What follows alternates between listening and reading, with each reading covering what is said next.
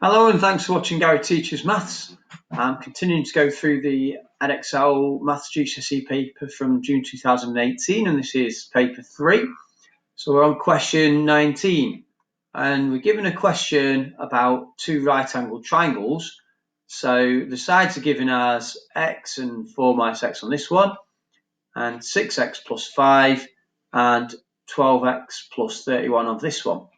And what we're told is that the tangent of E, which is this angle here, is equal to the tangent of F, which is this angle here. So we've got to find the value of X.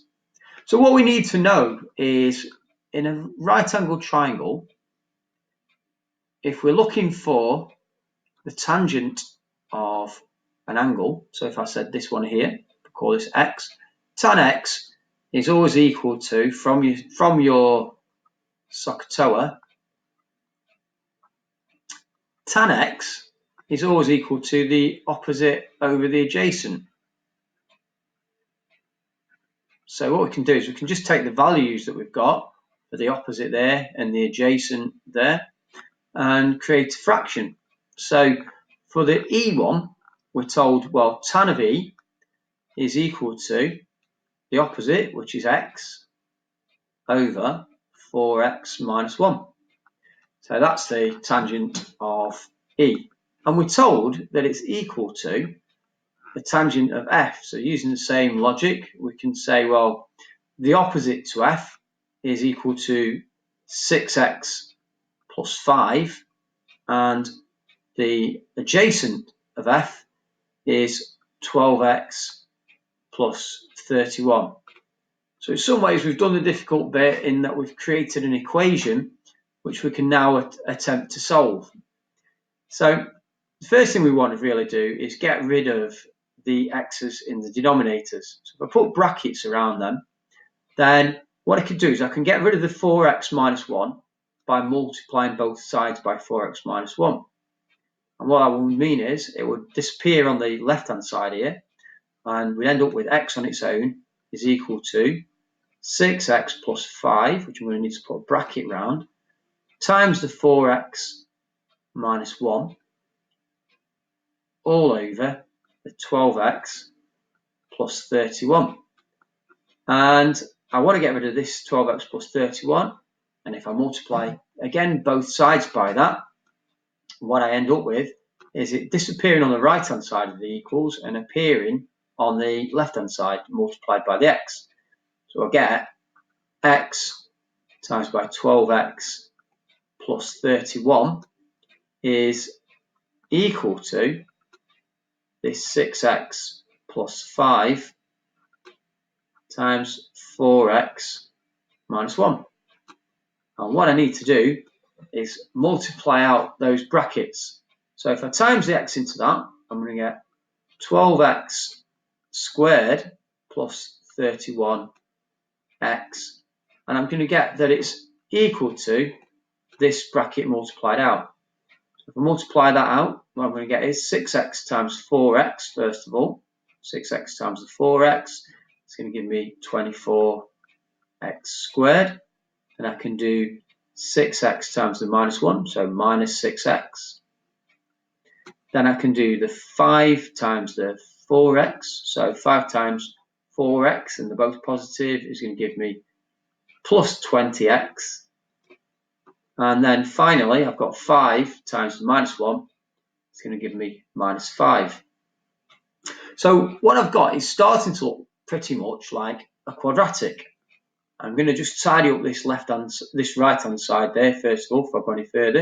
It's got 12x squared plus 31x is equal to 24x squared, and minus 6x plus 20x is going to give me plus 14x. Take away the 5. Next thing I'm going to do is I'm going to try and get everything over to one side so that it's equal to 0. And I'm going to choose to take everything over to the right hand side because that's going to give me a positive value for the x squareds. So if I take away 12x from both sides, I'm going to end up with so minus 12x there, 12x squared. I'm going to end up with just 12x squared here when I take it away.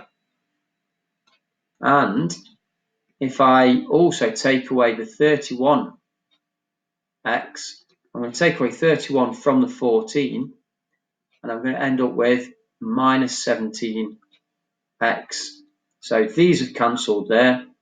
When I've taken away 12x squared, I've got 12x squared. When I've taken away 31x from the 14x, I've got minus 17x, and that's minus 5. And all that is equal to 0 now, because this left-hand side is equal to 0. So we've got a quadratic that we can now attempt to solve. And this is one of the more difficult types of quadratic. And the reason for that is because it's got a number in front of the x squared. So there is a method for solving this, and I talk about it at length in one of my other videos. And what you do is you are looking for a product of the number multiplying the x squared and the final number there. So I've got a product which is 12 times minus 5, which is minus 60. And I'm looking for a sum, which means added, which is going to equal to minus 17, the middle term here, or middle coefficient. So I'm trying to find two numbers which have a product of minus 60 and a sum to minus 17.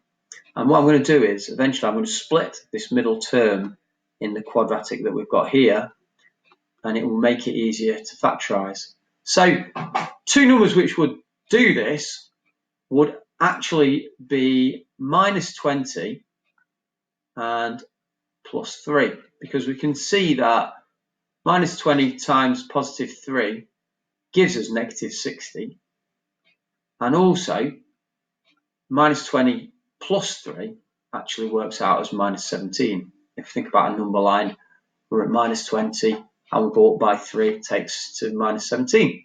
So I'm going to rewrite this quadratic, but what I'm going to do is I'm going to split the middle part of it into a minus 20x and a plus 3x. So what I'm going to get is 12x squared and then minus 20x plus 3x minus 5 equals 0. And that's permissible because you can see that minus 20x plus 3x actually just gives us this minus 17x we've got there. So often you would just draw a wiggly line and look at the two halves of it. So we're going to try and factorise both halves if possible. So we can see we've got a common factor in the left-hand bit of here, and that's going to be a 4x. So I can write a 4x and open up a bracket. So I could say 3x, and then we just need minus 5.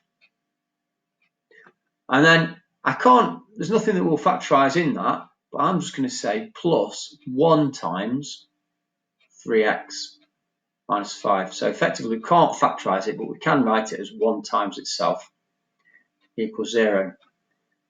Then what we do, we bring the number in front of the first bracket and the second bracket together and put them in their own bracket. So we end up with 4x plus 1 times by 3x minus 5, and that equals 0.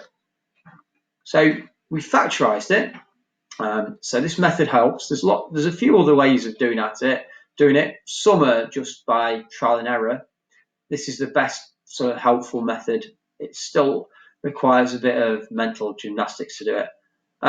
So what we then do, we say, well, we've got two choices then. If these two brackets multiply together to make 0, then either the first bracket's got to be 0, which means 4x plus 1 would equal 0, which would mean that x would have to equal minus a quarter. If I could get to that by taking away 1 and then dividing by 4. And from the other bracket, I've got 3x minus 5 would have to equal 0. And so if I added 5 to both sides, I get 3x equals 5. Divide by 3, I get x equals 5 over 3. So we've got two choices, but it says find the value of x, which is a bit of a clue that there is only one solution. So let's see, how can we decide between these two? Well, x is a real value. X is actually a distance here on this side of this triangle. And so x can't be negative, because realistically we can't have a negative value for a length. So we can ignore this one. We might want to put a comment just so the examiner knows.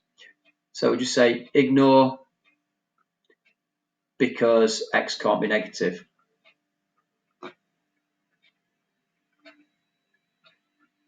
Right, x can't be minus, I'll say. And so this is our answer. So we might say that again. X equals 5 over 3. And we've done it. That's our answer. So I hope that's been helpful to you. If it has, please like our video and subscribe to our channel, which is Gary Teaches Maths. And for more help, look at our website, which is Best Maths Tutors, which is at the top left-hand side of the screen there.